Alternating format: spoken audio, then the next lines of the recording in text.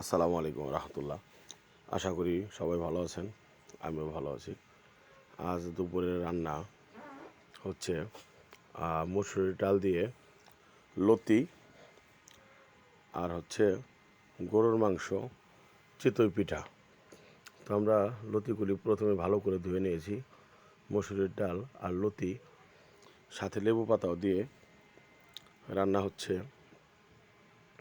তো তারপর আমরা পেঁয়াজ মরিচ এগুলি প্রথমে কেটে নিয়েছি, গরুর মাংসগুলি কষিয়ে দিয়েছি, নেড়ে চেড়ে নিচ্ছি।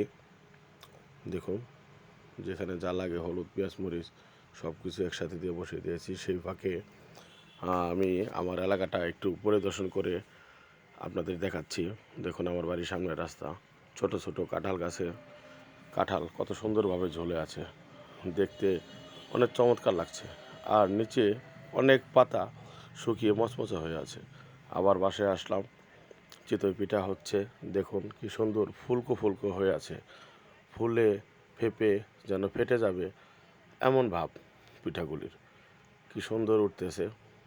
আর এই পিঠাগুলি এত সফট, এত মচমচে, ভাঙার পরে ছোট ছোট ছিদ্র থেকে ধোঁয়া বের হয়ে আসে। সে কি দেখতে অন্যরকম অনুভূতি।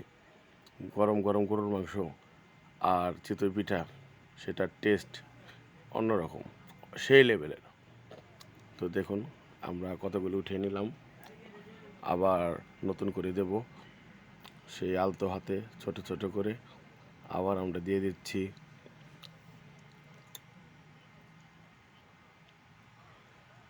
দিয়ে দেওয়ার পর কিছুক্ষণ ওয়েট করতেছি, ছোট ছোট ছোট ছোট গুঁড়ি আসতেছে, আবার ঢেকে দেব।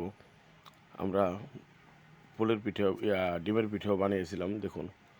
আর চ্যানেলটি ভালো লাগলে সাবস্ক্রাইব করবেন, লাইক করবেন, শেয়ার করবেন প্লিজ।